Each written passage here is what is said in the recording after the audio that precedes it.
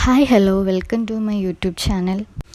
ഇപ്പോൾ ചൂട് കാലമാണല്ലോ. ചൂട് കൂടി വരുന്ന ഈ ഒരു സാഹചര്യത്തിൽ എല്ലാവരും പൊതുവെ നേരിടുന്ന ഒരു പ്രശ്നമാണ് ചൂടുകുരു എന്ന് പറയുന്നത്.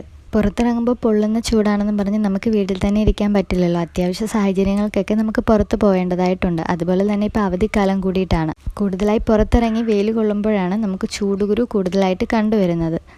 എങ്ങനെയാണ് ഈ ചൂടുകുരു ഉണ്ടാകുന്നത്, അല്ലെങ്കിൽ ഇതിൻ്റെ പ്രതിവിധി എന്താണ്, നമ്മൾ എന്തൊക്കെ കാര്യങ്ങൾ ശ്രദ്ധിക്കേണ്ടതായിട്ടുണ്ട് എന്നതൊക്കെയാണ് എൻ്റെ ഇന്നത്തെ ഈ വീഡിയോയിലൂടെ നിങ്ങൾക്കായി ഞാൻ ഷെയർ ചെയ്യുന്നത്. അതിനു മുമ്പ് എൻ്റെ ഈ യൂട്യൂബ് ചാനൽ ആദ്യമായിട്ട് കാണുന്ന കൂട്ടുകാർ ഒന്ന് സബ്സ്ക്രൈബ് ചെയ്യാൻ മറക്കല്ലേ.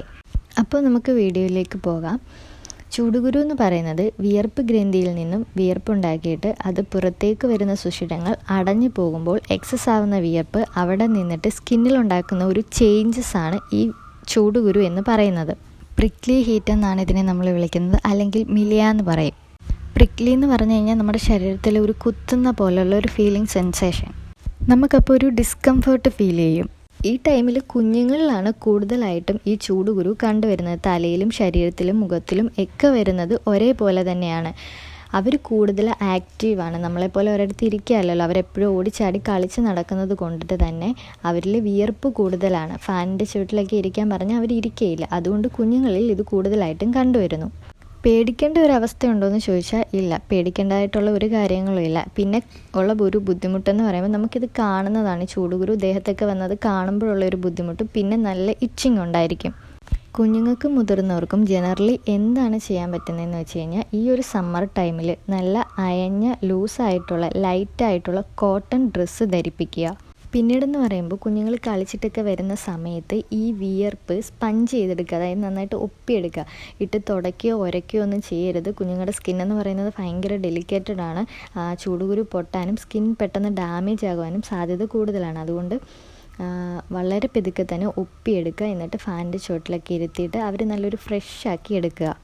പിന്നെ രാവിലെയും വൈകിട്ടും കുഞ്ഞുങ്ങളെ നന്നായിട്ട് കുളിപ്പിക്കുക. നല്ല തണുത്ത വെള്ളത്തിൽ കുളിപ്പിക്കുന്നതായിരിക്കും നല്ലത്. പക്ഷേ ചില കുഞ്ഞുങ്ങൾ തണുത്ത വെള്ളം ടോളറേറ്റ് ചെയ്യില്ല. അവർക്ക് നേർപ്പിച്ച ചൂടുവെള്ളത്തിൽ അവരെ കുളിപ്പിച്ചാൽ മതിയാവും. ഒരുപാട് ഇറിറ്റേഷൻ അവർക്ക് ഉണ്ടാക്കുന്നുണ്ടെങ്കിൽ ഐസ് ക്യൂബ്സോ അല്ലെങ്കിൽ ഐസ് വെള്ളത്തിൽ മുക്കിയ തുണി കൊണ്ടോ അവരെ നന്നായിട്ട് ഒപ്പിയെടുത്താൽ മതിയാവും. ഇത് വന്നു കഴിഞ്ഞാൽ മാക്സിമം ഒരാഴ്ചയൊക്കെയാണ് ശരീരത്തിലുണ്ടാകുക.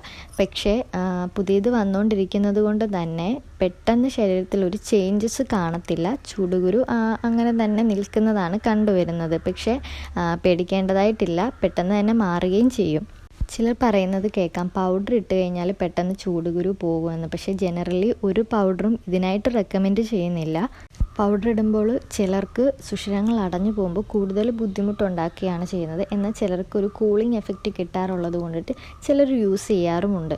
പിന്നീട് കലാമിൻ ലോഷനാണ്. കലാമിൻ ലോഷൻ എന്ന് പറഞ്ഞാൽ ഇച്ചിങ് പോകാൻ സാധ്യത കൂടുതലാണ്. ചൊറിച്ചിലുള്ളവർക്ക് മാത്രം കലാമിൻ ലോഷൻ യൂസ് ചെയ്താൽ മതിയാവും. ഒരിക്കലും ചൂടുകുരു പോകാൻ കലാമിൻ ലോഷൻ തേക്കേണ്ടതായിട്ടില്ല. പിന്നീട് ഓയിലൊന്നും തേക്കാതെ ഇരിക്കുക. പിന്നെ ഹാർഡായിട്ടുള്ള ക്രീംസ്, മോയ്സ്ചറൈസിങ് ക്രീംസ് ഒന്നും അവരുടെ ദേഹത്ത് തേക്കാതിരിക്കുക. ഇങ്ങനെയുള്ള കാര്യങ്ങളൊക്കെ ശ്രദ്ധിച്ചാൽ മതിയാവും. എപ്പോഴും നന്നായിട്ട് വെള്ളം കുടിപ്പിക്കാനും നല്ല രീതിയിൽ അവരെ 2 നേരം കുളിപ്പിക്കുവാനും അതുപോലെ സലാഡ്സ് ഐറ്റംസ് കഴിപ്പിക്കുവാനും അയഞ്ഞ ലൈറ്റായിട്ടുള്ള വസ്ത്രങ്ങൾ ധരിപ്പിക്കാനും ശ്രദ്ധിക്കുക. ഒരു പരിധിവരെ നമുക്ക് ഇങ്ങനെയൊക്കെ ചെയ്യുന്നതിലൂടെ ഈ ചൂടുകുരു മാറ്റിയെടുക്കാൻ പറ്റും. പിന്നീട് അലോവേര നല്ലതാണ്. അലോവേരയുടെ ജെല്ലെടുത്തിട്ട് ഒരു 15 മിനിറ്റ് പുരട്ടിയിട്ട് കഴുകി കളഞ്ഞാൽ മതിയാവും. ശ്രദ്ധിക്കേണ്ട ഒരു കാര്യം എന്ന് പറഞ്ഞാൽ സ്റ്റേ കൂൾ. എപ്പോഴും നമ്മുടെ തൊലി തണുത്തിരിക്കണം. നമ്മുടെ ശരീരത്തിൽ വിയർപ്പ് തങ്ങി നിൽക്കാതെ ഒഴുകി പോകാൻ ഉള്ളൊരു സാഹചര്യം നമ്മൾ ഉണ്ടാക്കണം. ചൂട് ഹ്യൂമിഡിറ്റി കൂടുമ്പോഴാണ് ഇങ്ങനൊരു അവസ്ഥയിലേക്ക് പോകുന്നത്. ധാരാളം വെള്ളം കുടിക്കുക. അതുപോലെ ഫ്രൂട്ട്സ് അടങ്ങിയ ആഹാരങ്ങൾ, ജ്യൂസ് ഐറ്റംസ് ഇതൊക്കെ ധാരാളമായിട്ട് കഴിക്കുക. ഈ കാര്യങ്ങളൊക്കെ ഒന്ന് ശ്രദ്ധിച്ചു കഴിഞ്ഞാൽ നമുക്കൊരു പരിധി വരെ ചൂടുകുരുവിൽ നിന്ന് നമുക്ക് രക്ഷ നേടാം. പിന്നെ കുഞ്ഞുമക്കൾക്ക് ഒരുപാട് ഇറിറ്റേഷൻ ഉണ്ടാക്കുന്നുണ്ട്. ഒട്ടും പറ്റാത്തൊരവസ്ഥയാണ്. ചൊറിഞ്ഞ് തടിച്ച് പൊങ്ങുന്നൊക്കെ ഉണ്ടെങ്കിൽ ഉറപ്പായിട്ടും ഒരു ഡോക്ടറെ കാണിക്കണം. അപ്പോൾ ഡോക്ടർ അതിന് പറ്റിയ ഓയിൽമെൻറ്റ്സ് ഒക്കെ പ്രിഫർ ചെയ്യുന്നതായിരിക്കും. അപ്പോൾ എൻ്റെ ഈ വീഡിയോ ഉപകാരപ്രദമായെങ്കിൽ നിങ്ങൾ മറ്റുള്ളവരിലേക്കും കൂട്ടിയിട്ടൊന്ന് ഷെയർ ചെയ്ത് കൊടുക്കുക. ഇപ്പോൾ എല്ലാവരും പൊതുവെ നേരിടുന്ന ഒരു പ്രശ്നമാണിത്. അപ്പോൾ മറ്റൊരു വീഡിയോയുമായി വീണ്ടും കാണാം. ബൈ.